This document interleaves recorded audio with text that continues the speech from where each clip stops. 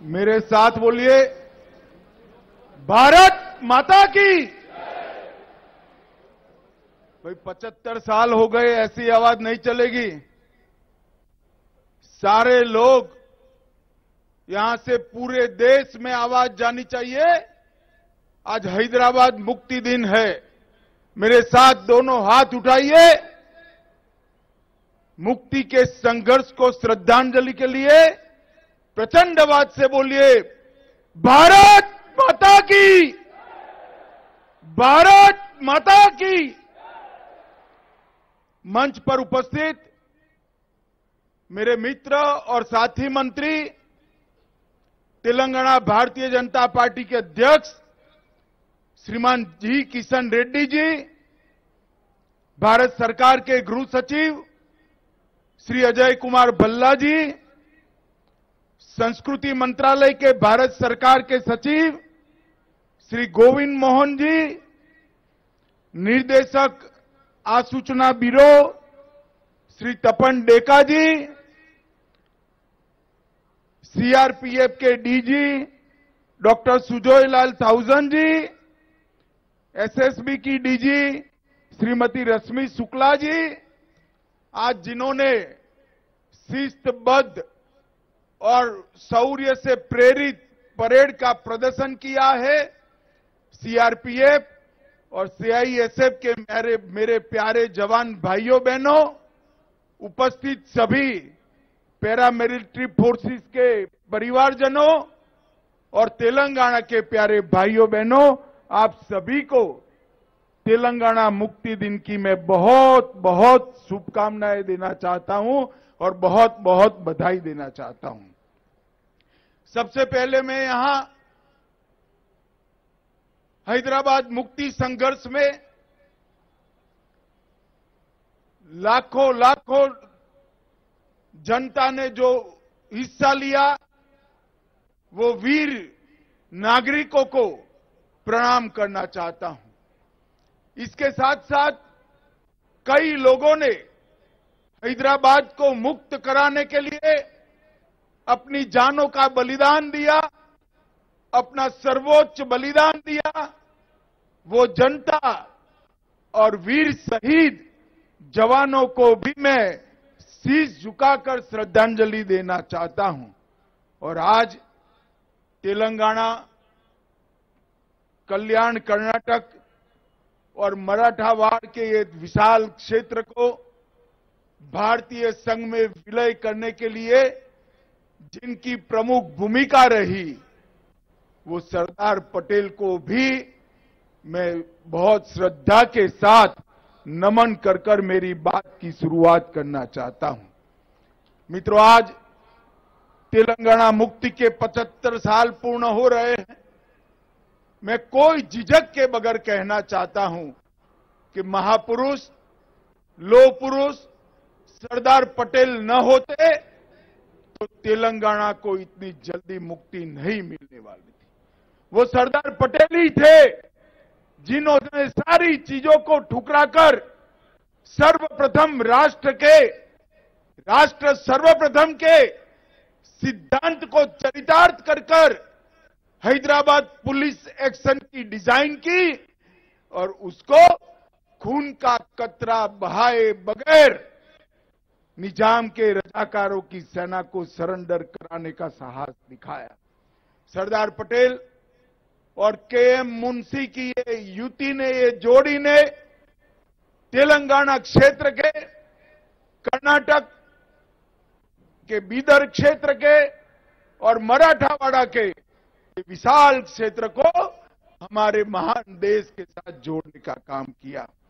इसके साथ साथ तेलंगाना मुक्ति के लिए स्वामी रामतीर्थ, एस चेन्ना रेड्डी, नरसिम्हा राव, साईक बंदगी, केवी नरसिम्हा राव, विद्याधर गुरु, पंडित केशव कोरटकर और इसके साथ साथ अनाबेरी प्रभाकर राव, वर्दम येल्ला रेड्डी, रवि नारायण रेड्डी, बरुगुला रामकृष्ण राव, कलोजी नारायण राव, दिगंबर राव, वामनराव नाईक और श्री वाघमरे को भी मैं मन से श्रद्धांजलि देना चाहता हूं।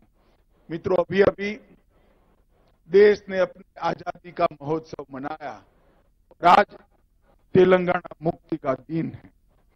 अंग्रेजों के गुलामी से मुक्ति के बाद, देश आजाद होने के बाद 399 दिन तक यहां पर क्रूर निजाम का शासन रहा और 399 दिन 400 दिन समग्र तेलंगाना क्षेत्र की जनता के लिए नरक की यातनाओं से भी कठिन दिन थे।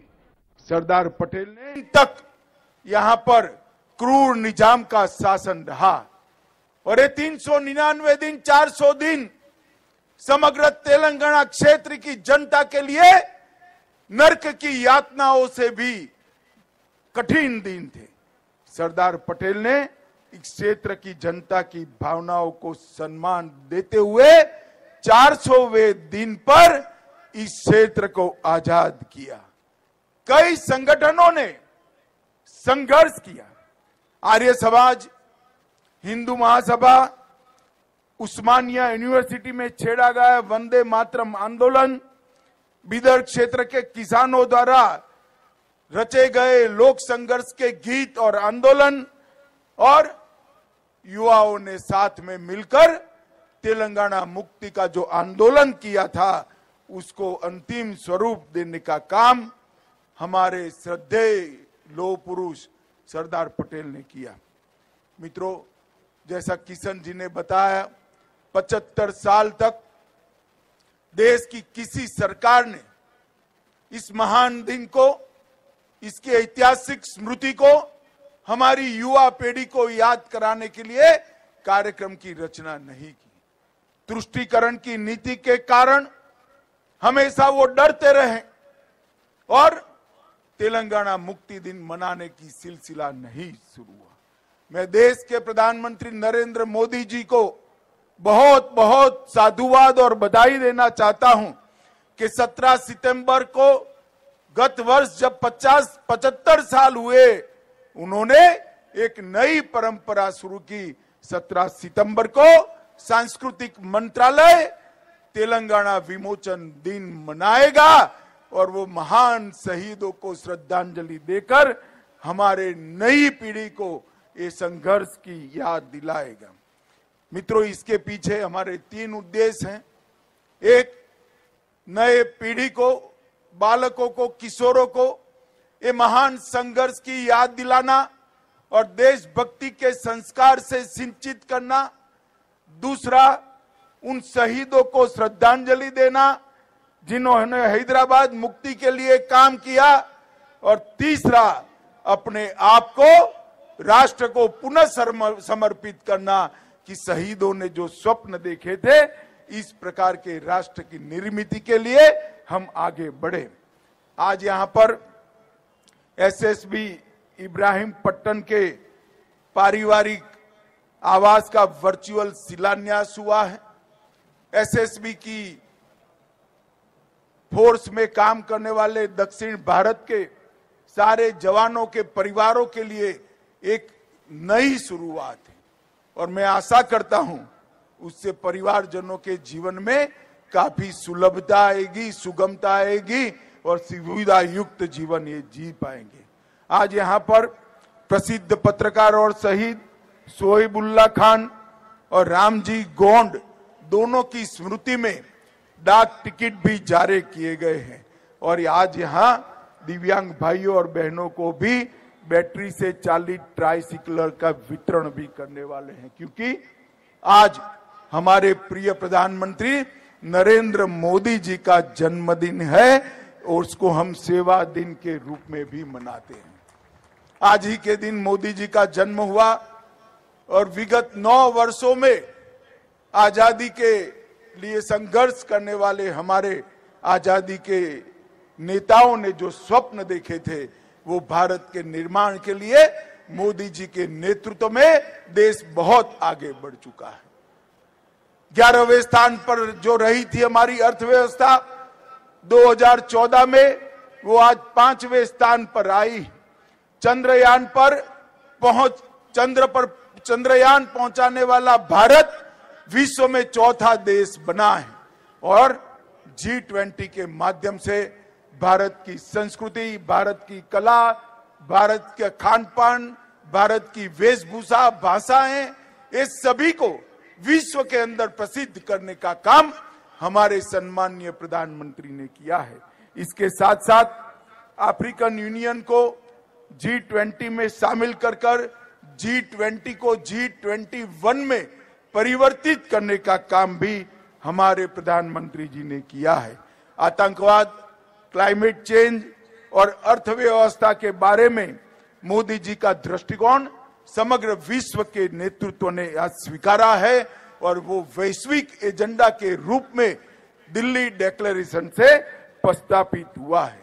हमारे देश की कई धरोहर, चाहे उड़ीसा का कोणार्क मंदिर हो, चाहे नालंदा यूनिवर्सिटी हो, चाहे मधुबनी का पेंटिंग हो, इसको समग्र विश्व के सामने रखने का काम ये G20 समिट ने किया है। डिजिटल पब्लिक इंफ्रास्ट्रक्चर की वैश्विक मान्यता मिली। यूपीआई, बैंकिंग, आधार और मोबाइल टेक्नोलॉजी में भारत में जो क्रांति हुई है, इसकी भूरी भूरी प्रशंसा समग्र विश्व के नेताओं ने की है। मित्रों, आज मैं यहां आया हूं तब बहुत लंबी बात करना नहीं चाहता, परंतु एक बात जरूर कहना चाहता हूं। ये 400 दिन के निजाम के शासन में यहां की जनता ने जो अपार यातनाएं सहन की है, इसका हिसाब विश्व की यातनाओं के इतिहास में कहीं पर मिलना नहीं। इसीलिए सरदार पटेल ने कहा था, स्वतंत्र हैदराबाद भारत के पेट में कैंसर के समान है, उसका ऑपरेशन के बगैर और कोई रास्ता हो नहीं सकता।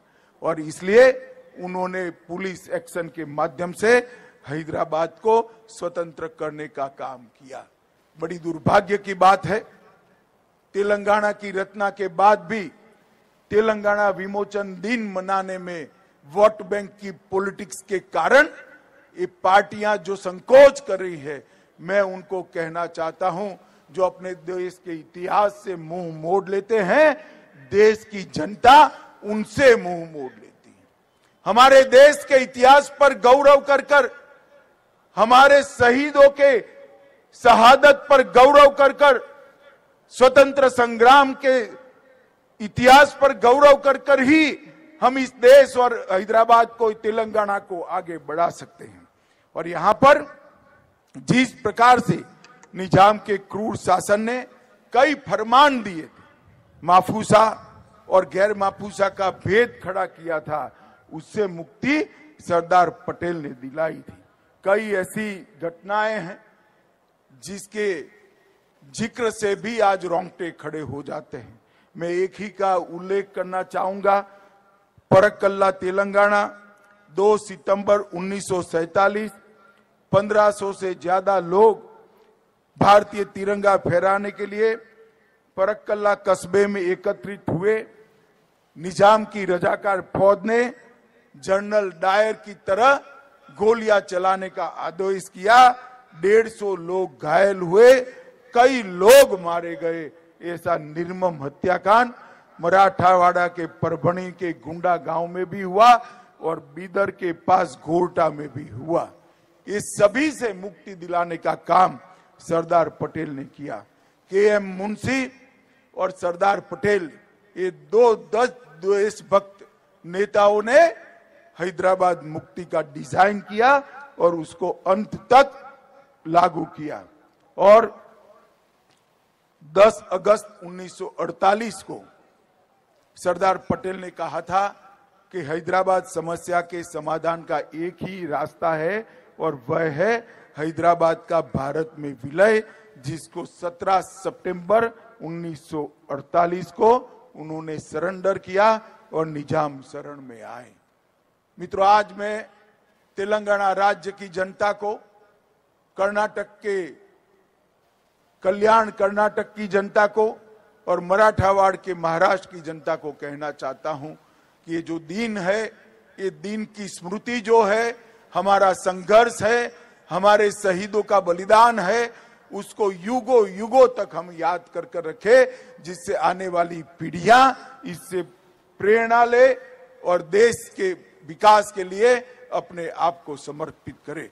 अंत में मैं फिर से एक बार सरदार वल्लभ भाई पटेल, के.एम. मुंशी और जिन जिन सभी महान आत्माओं ने इस देश के लिए, हैदराबाद मुक्ति के लिए बलिदान दिया, वो सबको प्रणाम कर कर मेरी वाणी को विराम देता हूं। मेरे साथ फिर से एक बार बोलिए, भारत माता की, भारत माता की।